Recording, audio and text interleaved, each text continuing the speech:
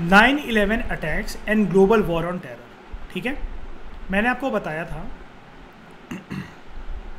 9/11 ये जो है ये हम लोग क्यों बोलते हैं, जबकि 9 जो है this symbolizes the month of September, 9वां महीना होता है, और 11 जो है वो डेट है और साल था 2001 का। घटना आगे स्टार्ट करने से पहले जो कि लिखा हुआ है 11 सितंबर 2001, घटना पढ़ते हैं आराम से, एक रूल जान लेते हैं। क्या एनसीईआरटी ने दिया तो कुछ सोच समझ के दिया होगा। यहाँ पर देखो,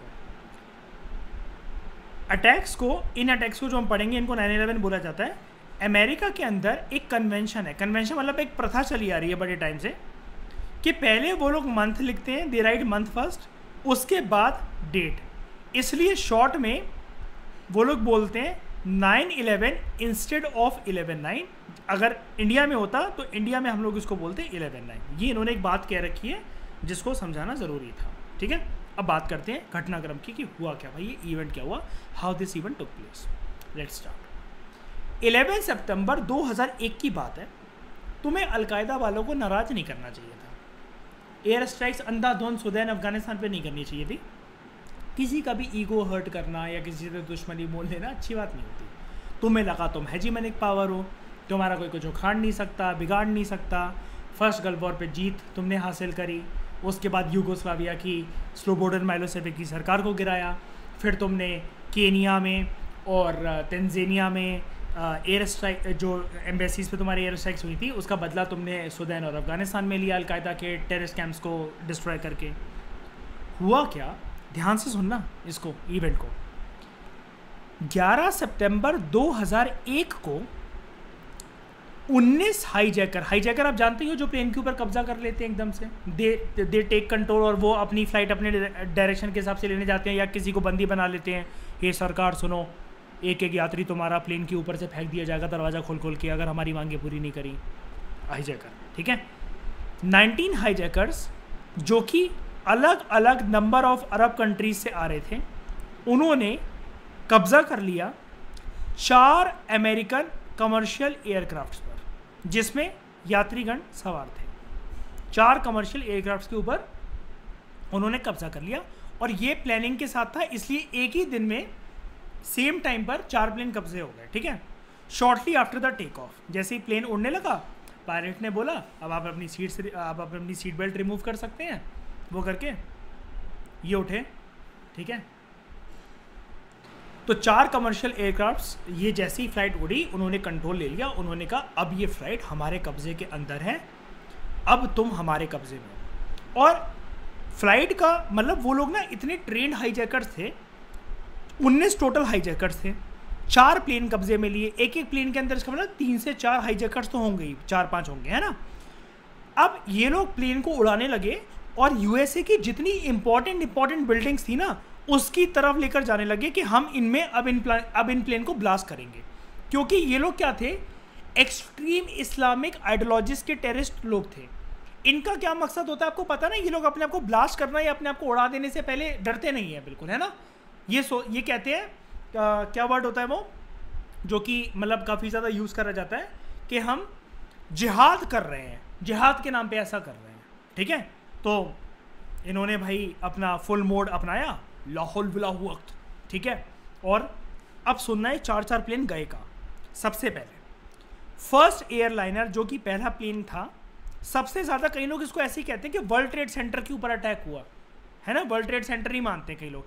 लेकिन भाई 9/11 की घटना is not only about world Trade centre. World Trade centre की घटना है इंपॉर्टेंट, क्योंकि मैं अभी बताता हूँ। एक प्लेन गया, ये है प्लेन नंबर 1। प्लेन नंबर 1 कहाँ जाता है, इट क्रैश इनटू जो नॉर्थ टावर था ना वर्ल्ड ट्रेड सेंटर का, वर्ल्ड ट्रेड सेंटर का जो नॉर्थ टावर था उसमें जाके टकराया वो। अब टकराया कैसे, जानबूझ के जो उड़ा रहा था प्लेन को टेररिस्ट, वो ले गया उसमें।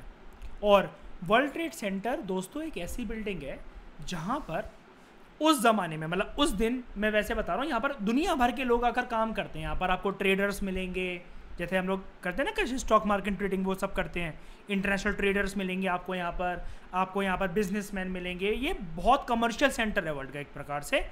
उस दिन यहाँ पर बिल्डिंग के अंदर पता है इन्होंने क्यों करा ऐसा? यूएसए की नाक काटने को, कि सालो तुम कोई हेजीमनी नहीं हो, तुम्हें हम बताएंगे, तुम्हें बहुत घमंड है ना अपनी हेजीमनिक पावर पे, हम बताएंगे तुम्हें। कशिश समक्ष 90 से ज़्यादा कंट्रीज़ के लोग उस टाइम पर काम कर रहे थे वहाँ पर वर्ल्ड ट्रेड सेंटर के अंदर। दूसरा जो प्लेन गया, प्लेन 2, वो गया साउथ टावर और वर्ल्ड ट्रेड सेंटर। बस अभी तो 2 प्लेन और काफ़ी हैं, लेकिन बस जब इतना ही हो गया था ना, जब भाई दुनिया में हड़कंप मच गया।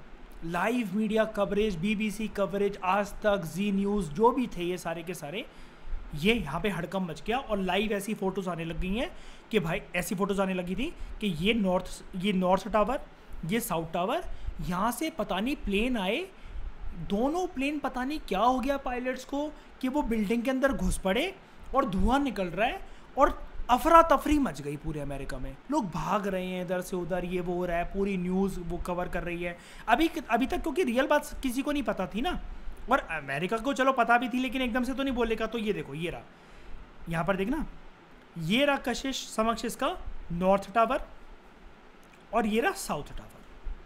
वर्ल्ड ट्रेड सेंटर के 2 टावर थे। तो कई लोग ये नहीं जानते कि प्लेन कहाँ गिरे थे। अभी तो ये सिर्फ 2 ही प्लेन है, लेकिन वर्ल्ड ट्रेड सेंटर की घटना से ज़्यादा जाने गई थी। ठीक है, ये हुआ। अब भाई हिम्मत देखो, तीसरा प्लेन कहाँ जाएगा और चौथा प्लेन कहाँ जाने की कोशिश करेगा, हिम्मत देखो। मैंने प्लेन नंबर 1 कवर करवा दिया, प्लेन नंबर 2 कवर करवा दिया, अब प्लेन नंबर 3 की बात करते हैं। 4 प्लेन हाईजैक करे थे ना, तो एक गया नॉर्थ टावर में, दूसरा गया साउथ टावर में। वर्ल्ड ट्रेड सेंटर कहाँ पे लोकेटेड है? न्यूयॉर्क के अंदर, अमेरिका के शहर न्यूयॉर्क के अंदर। थर्ड जो एयरक्राफ्ट था भाई साहब, वो जाकर टकराया आर्लिंगटन, एक जगह है अमेरिका के अंदर, जैसे न्यूयॉर्क है ना, वैसे एक उधर की जगह है, स्टेट है आर्लिंगटन। आर्लिंगटन के अंदर कशिश समक्ष एक बिल्डिंग है जिसका नाम है पेंटागन बिल्डिंग। क्या नाम है इसका? Pentagon building. यहां पर पता है क्या है, जैसे मान लो हमारा पूरा का पूरा इंडिया का IPS officers, IAS officers, minister, parliament, जैसे इस टाइप के लोग जो बैठते हैं ना, टॉप के लोग, ब्यूरोक्रेट्स, इस प्रकार से यूएसए का ये डिफेंस हेडक्वार्टर था, डिपार्टमेंट था, उसके अंदर जाके फटा ये प्लेन, धज्जियां उड़ा दी उसकी इंटरनल सिक्योरिटी की इस प्लेन ने। सोच के देखो भाई, वो बैठे हुए हैं, we are sitting as the utmost protected place on the planet Earth. अंगड़ाइयाँ ली, उबासियाँ ली, धड़ाम करके प्लेन फटा, शरीर वहीं बैठा हुआ, आत्मा निकल गई। समझ रहे हो कशिश? तो ये पेंटागन बिल्डिंग आर्लिंगटन में जाके टकराया, और ये जगह थी जो स्टेट थी ना, वर्जीनिया के अंदर लोकेटेड है। ये लोकेशंस भी आ सकती है, ठीक है, कि कहाँ पर टकराया तीसरा प्लेन और वो करके, जहाँ पर यूएसए का डिफेंस डिपार्टमेंट जो था उसका हेडक्वार्टर था। यूएसए डिफेंस डिपार्टमेंट इस हेडक्वार्टर्ड का मतलब ये है कि यूएसए का डिफेंस डिपार्टमेंट का हेडक्वार्टर था। ठीक है, अब भाई साहब बच गया, ये घटना होने से बच गई। धज्जियां उड़ जाती हैं अमेरिका की पूरी तरीके से। चौथा प्लेन कशिश समक्ष जाने वाला था यूएसए की कांग्रेस की एक बिल्डिंग है, कैपिटोल बिल्डिंग, जहां पर जैसे जो सरकार होती है ना, डेमोक्रेटिक पार्टी, रिपब्लिकन पार्टी, उसके मिनिस्टर्स बैठा करते हैं वहां पर। सोच रहे हो, प्रेसिडेंट भी हो सकता था उस टाइम पे यहां पर। उधर गिरने वाला था वो plane, Capitol building of US Congress, पूरा नाम है इसका कैपिटोल। अच्छा याद रखना, ये कैपिटल नहीं है, कई लोग ना ध्यान से एनसीईआरटी पढ़ते नहीं है, कैपिटोल है ये। अगर मैं मिटाकर दिखाऊं, ये देखो, दिख रहा है, ये दिख रहा है, Capitol building of US Congress. भाई यूएस कांग्रेस तुम जानते ही हो, वहां का पार्लियामेंट है। लेकिन प्लेन का कंट्रोल लूज हो गया था, जो भी टेररिस्ट और उड़ा रहा था उसे, वो Capitol building of US Congress पे गिरना चाह रहा था, लेकिन बड़ा सा एक मैदान में आके, आपने जगह सुनी होगी पेनिसिल्वेनिया, यहां पर आके गिरा ये मतलब जहां पर एम कर रहा था गिरने के लिए, वहां नहीं गिरा। फर्स्ट प्लेन जहां एम कर रहा था, वर्ल्ड ट्रेड सेंटर, गिरा। सेकंड टकराया। पता है वर्ल्ड ट्रेड सेंटर, ये फोटो देखोगे ना तुम, ये काफी ऊंचा सेंटर है भाई। सोचो जरा, इमेजिन करके देखो यार, जैसे हम लोग स्पाइडरमैन की और मार्वल की मूवीज में देखते हैं, लोग यहाँ पर काम कर रहे हैं, 90 माले, 120 फ्लोर की ये बिल्डिंग्स हैं, अलग अलग कंट्रीज़ के लोग बैठ के, 90 कंट्रीज़ के लोग यहाँ पर बैठ के काम कर रहे हैं। भाई प्लेन आए, घुसा चला गया नॉर्थ टावर के अंदर, लोगों को आवाज़ आई, नीचे वालों को और ऊपर वालों को, और वो करके, और जो तो सोचो, आप सोच के देखो यार, आप बिल्डिंग पे बैठे हो, छत पे खड़े हो, प्लेन घुसा चलाया आपके ऊपर। और प्लेन कोई भाई तेजी में ही आता है। जब ये घटना हुई थी, हड़बड़ाए लोग, उतने में साउथ टावर में घुसा चला गया। इस सदमे से रिकवर हो ही रहे थे, तीसरी खबर आ गई कि यूएसए के डिफेंस हेडक्वार्टर में जाकर घुस गया प्लेन। ये खबर आई थी कि चौथा खबर ही आया, हे लॉर्ड जीसस, बच गए हम, यूएसए की कांग्रेस में गिरने वाला था लेकिन पेनिसिल्वेनिया की फील्ड में जाकर गिरा। इन अटैक्स को बोला जाता है 9/11 अटैक्स। और दोस्तों एक बात बताना चाहता हूँ, 9/11 अटैक बहुत बच्चे गलती करते हैं, टीचर भी ये गलती करते हैं, पढ़ाने वाले, वो बोलते हैं वर्ल्ड ट्रेड सेंटर के अटैक को 9/11 अटैक करते हैं। कहीं कहीं बॉलीवुड मूवीज़ में भी ये वाली चीज़ बोलती जाती है, ठीक है। लेकिन 9/11 attack is about these 4 planes. आप क्या बोलोगे? North Tower of World Trade Center, South Tower of World Trade Center, Pentagon building in Arlington Virginia and Pennsylvania की field which was targeted to the US Capitol building, but ultimately the plane pilot lose control and it fall down to the field of Pennsylvania. These 4 plane attacks together are known as 9/11 attacks because 11 सितंबर 2001 को ये घटना चारों plane के साथ 19 hijacker के through एक साथ हुई थी, एक ही दिन पे हुई थी, टाइमिंग बस ऊपर नीचे थी। इस अटैक में नियरली, यार ये छोटी मोटी बात नहीं होती है, यहाँ पर एक टर्म, यहाँ पर ये चीज़ देखो, इस अटैक में लगभग 3000 लोग मारे गए जो कि अलग अलग कंट्री से आकर यहाँ पर काम कर रहे थे। ये जो शॉक, अगर हम लोग बात करें कितना शॉकिंग था अमेरिकन के लिए, तो इसको, इस घटना को कंपेयर करा जाता है पास्ट में वॉशिंगटन डीसी में एक बारी समक्ष कशिश 1814 के अंदर एक घटना हुई थी जब ब्रिटिशर्स के ऊपर इल्ज़ाम लगा था, ठीक है, कि ब्रिटिशर्स ने, उनकी फोर्सेस ने, अमेरिका से लड़ाई चल रही थी इनकी, वॉशिंगटन डीसी के अंदर आग लगा दी थी इन्होंने, पता है, पूरा शहर जल गया था। 1814 में घटना थी, इसको उससे कंपेयर करा गया। एक और चीज़ से कंपेयर करा गया। कशिश याद है जब मैंने कहानी शुरू करवाई थी इस बुक की, मैंने पर्ल हार्बर के ऊपर अटैक बताए थे आपको, जब जापान ने प्रोवोक करा था उसको, जैपनीज ने जो पर्ल हार्बर के ऊपर अटैक करा था उससे कंपेयर करा गया। तो पर्ल हार्बर के ऊपर अटैक और ब्रिटिशर्स ने जो वॉशिंगटन डीसी को जलाया था उससे कंपेयर करा जाता है। However in terms of loss of life, अगर हम जिंदगी खोने की बात करें, कितने लोग मरे, इस अटैक को किससे कंपेयर करा गया है? 9/11 was the most severe attack USA की धरती पर, यूएसए की धरती को इन्होंने बोला, यूएसए की सॉइल पर, जब से ये कंट्री फाउंड हुई है सिंस 1776। अब फाउंड होने का ये मतलब है अमेरिकन वॉर ऑफ इंडिपेंडेंस। ये पहले ब्रिटेन के गुलाम थे ना, मैंने बताया था कशिश समक्ष आपको, ब्रिटेन से आज़ादी पाई थी इनकी कॉलोनीज ने। तो अमेरिका जब से 1776 से आज़ाद हुआ था ना, ये 2001 के अटैक अमेरिका की धरती पर सबसे ज़्यादा सीवियर अटैक थे। अब दोस्तों इंटरवल तो हो गया है, चलो पिक्चर ख़त्म करते हैं। Let's see the role of USA का प्रेसिडेंट, अब क्या करेगा वो, सबसे इंटरेस्टिंग कहानी। चलो, अभी तक तो जो टेररिस्टों ने, हाईजैकर्स ने जो करना था उन्होंने अपना काम पूरा कर दिया। अब यूएसए के प्रेसिडेंट की इज्जत के ऊपर बात आ गई है, डू और डाई वाली सिचुएशन। कुल मिलाकर भाई चड्डी उतार दी गई है तुम्हारी, है ना। अब उसको ऊपर सरकाना भी तो है, तुम्हें इज्जत तो बचानी है, और उसके बाद पैंट पहनकर अपनी तुम्हें बदला लेना है दुश्मन के घर से। चलो देखते हैं क्या करा यूएसए का जो रिस्पॉन्स था 9/11 अटैक को लेकर। अब ये सुनना कहानी, it was very Swift and very ferocious. कुछ सेकंड लगाए यूएसए ने, सारे के सारे कंट्री के अंदर इमरजेंसी कॉल, सायरन, जितने पुलिस ऑफिसर्स, ब्यूरोक्रेट सबको थे, सबको बोला नेटो कंट्रीज को, दोस्तों मुंह मांगी रकम दी जाएगी तुम्हें, तगड़े से तगड़े वेपन जो तुम अंडरग्राउंड अभी तक डेवलप कर रहे थे, जो तुमने मुझे भी नहीं बताया, सारे ले आओ, सारे एयरफोर्सेस, सारी मिलिट्री अटैक, एक से एक ऑफिसर रेडी कर लो, सबको प्रमोशन हम देंगे, सबकी सैलरी डबल ट्रिपल हम करेंगे। ऐसा बदला लेना है कि दुनिया ये जान जाए कि अमेरिका जैसी कंट्री के ऊपर इस प्रकार का अटैक करने का इल्ज़ाम होता क्या है। तो अब देखना, बात तो बड़ी बड़ी कर दी, क्या निभाएगा? बिल्कुल निभाएगा, देखना करेगा क्या। क्लिंटन के बाद इस टाइम पर यूएसए में जो प्रेसिडेंसी थी वो जॉर्ज डब्ल्यू बुश की थी, और जैसा कि मैंने कशिश समक्ष तुम लोगों को अभी बताया, देखो आ गया ना इसका नाम रिपब्लिकन पार्टी, लेकिन ये बाप की पार्टी का नाम पूछ लेता कि जॉर्ज H.W. बुश कौन सी पार्टी से बिलोंग करता था। भाई ऑब्वियसली बात है, ये कोई महाभारत के कर्ण अर्जुन तो है नहीं कि बेटा किसी और पार्टी से, बाप किसी और पार्टी से, बाप भी तो फिर रिपब्लिकन पार्टी से होगा।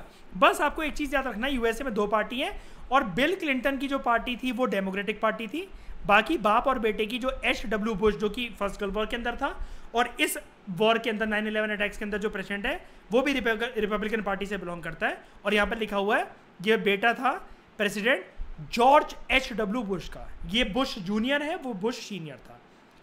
अनलाइक क्लिंटन, क्लिंटन किस पे फोकस करता था ज़्यादा से ज़्यादा? सॉफ्ट इश्यूज पे, इंटरनल उस पे इश्यूज पे। लेकिन अनलाइक क्लिंटन, जॉर्ज बुश का बहुत हार्डर व्यू था यूएसए के इंटरेस्ट को लेकर, ठीक है।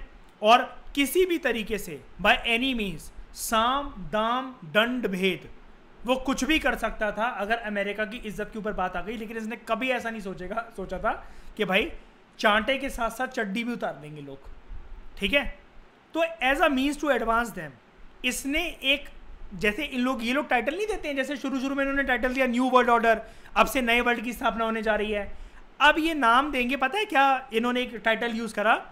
इन्होंने टाइटल यूज करा कशिश, let's start global war on terror. Terrorist अभी तक ग्लोबल सिक्योरिटी को हिलाते हुए आए हैं, अब पूरे दुनिया के टेरर के ऊपर, टेररिज्म के ऊपर, टेररिस्ट के ऊपर, let us launch global war. तुम बचोगे नहीं सालों, जहां जहां घूम सकते हो घूम लो, छुप लो, हिम्मत है तो सामने आना। तुम दुनिया में जिस कोने में हो तुम जाओ, हम तुम्हें चुनौती देते हैं कि तुमने अपनी मां का दूध भी नहीं पिया है, तुम अब बच नहीं सकोगे। और इसने हमेशा एक ऑपरेशन लॉन्च करता है ना, तो दोस्तों तीसरा ऑपरेशन आने जा रहा है हमारे कोर्स के अंदर।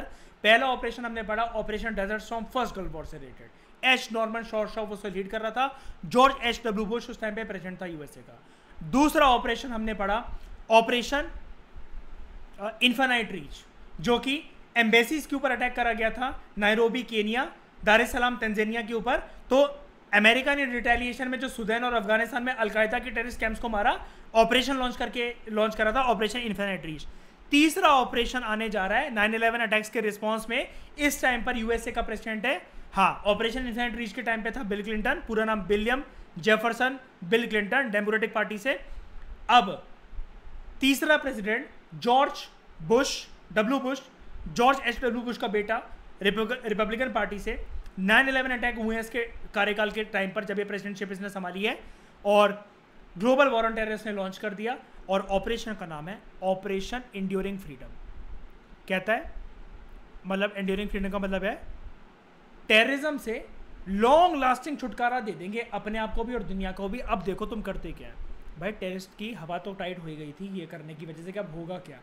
छोटे छोटे टेररिस्ट भी और जो गुंडे मवाली थे, माफिया थे, उनको डर लगा पता नहीं कौन सी कंट्री के अंदर क्या घुस के क्या क्लेम करते, ठीक है। लेकिन यूएसए की CIA एजेंसी ने पता लगाया इस अटैक के पीछे दो टेररिस्ट ऑर्गेनाइजेशन रिस्पॉन्सिबल हैं, एक अलकायदा, दूसरा तालिबान।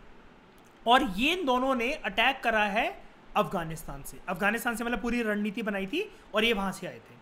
अब इनका टारगेट ये था, जैसे एयर क्रूज मिसाइल अटैक करा था ना सुदैन अफगानिस्तान में इससे पहले, उसी का बदला टेररिस्टों ने लिया था इनसे। और इस मास्टरमाइंड के पीछे कौन था? ओसामा बिन लादेन, जिसके ऊपर एक मूवी भी बनी हुई है तेरे बिन लादेन, देख सकते हो, मतलब कईयों की शक्ल उससे मिलती होगी डेफिनेटली, ठीक है। तालिबान की रिजीम को ईजिली ओवरथ्रो कर दिया गया, मतलब यूएसए ने जो भी हरकतें करी तो तालिबान जो थी उसकी मतलब सरकार पलट गई। अफगानिस्तान में ना अभी तक उसकी सरकार थी, ठीक है, वो पलट गई थी इससे पहले, मतलब इस अटैक से पहले अफगानिस्तान में नॉर्मल सरकार थी। लेकिन जो तालिबान के जो रेमिनेंट्स मतलब जो तालिबान, आपको पता है टेररिस्ट ग्रुप ही है। कभी जैसे आज के टाइम में तालिबान अफगानिस्तान में बैठा हुआ है, अफगानिस्तान में सरकार चला रहा है तालिबान, आप उसे कहीं से भी कशिश पीसफुल ऑर्गेनाइजेशन या पीसफुल पार्टी कह सकते हो, डेमोक्रेटिक पार्टी कह सकते हो, हम सब जानते हैं वो टेररिस्ट ही तो हैं जो मिलकर कंट्री को चला रहे हैं। तालिबान ना कई बार ऐसा होता है, आता है सत्ता से उखड़ जाता है, फिर आता है फिर उखड़ जाता है। अफगानिस्तान में लेकिन शुरू से मेन रोल निभाता है। जिस टाइम पर 9/11 के अटैक्स हुए हैं, तालिबान उससे पहले उसकी सत्ता उखड़ चुकी थी, लेकिन जो रेमिनेंट्स मतलब बचे हुए जो टेररिस्ट थे तालिबान और अलकायदा से, वो अभी भी एक बहुत इंपॉर्टेंट रोल प्ले कर रहे थे वर्ल्ड में टेररिज्म को फैलाने में, और जो कि इस अटैक से क्लियर भी हो गया, ठीक है। और जनरली इनका टारगेट था कि वेस्टर्न टारगेट्स करने हैं हमें, मतलब वेस्टर्न कंट्रीज को हमें ये इनकी इनसिक्योरिटी करनी है। इसलिए बहुत बार ये तो मतलब 9/11 अटैक तो बहुत मेजर इवेंट्स हैं, ये वेस्टर्न कंट्रीज में, यूरोपियन कंट्रीज में जाकर चर्च में कोई फंक्शन चल रहा है, कुछ चल रहा है, वहाँ पे अटैक कर देना। पता है क्यों? यहाँ पर ना इन लोगों की आइडियोलॉजी पता है क्या है, मतलब तालिबान और इसकी अलकायदा की एक्सट्रीमिस्ट इस्लामिस्ट है ये। तो ये वेस्टर्न आइडियोलॉजी जो है ना, डेमोक्रेसी या उनका जो चर्च रिलीजन है उससे काफ़ी ज़्यादा नफरत करते हैं, ठीक है। इसलिए वेस्टर्न कंट्रीज इनका टारगेट था। यूएसए ने कहा भाई तुमने जो करना था कर लिया, तुम जितना मर्जी जस्टिफाई करना चाहते हो कर लो, कुछ भी करके। तुम्हें दुनिया में जो मर्जी कर रहे थे, हमने कुछ नहीं कहा। तुमने एम्बेसी पे अटैक करा था इसलिए हमने तुम पे अटैक करा था, लेकिन भाई इस बार तुमने हमारे घर में घुस के चांटा बजाया हमारे। अब तुम देखो होगा क्या बेटा। तुमने बहुत हमें टुच्ची मुच्ची नेपाल भूटान कंट्री समझ लिया है। तुमने ये नहीं सोचा कि वर्ल्ड की सबसे ज़्यादा खतरनाक, तुमने बाप के ऊपर नहीं दादा का कॉलर पकड़ लिया तुमने, ठीक है। अब होगा क्या देखो। यूएसए की फोर्सेस, सीक्रेट एजेंट्स, खुली फोर्सेस भी, नेटो की फोर्सेस, इन्होंने पूरे वर्ल्ड में अरेस्ट करना शुरू करे। कंट्रीज के अंदर घुस घुस के टेररिस्ट को अरेस्ट करके लाए। हिम्मत देखो। परमिशन, हाँ आप समझ पूछे, कंट्रीज ने परमिशन देती थी? कोई कंट्री रोक सकती थी?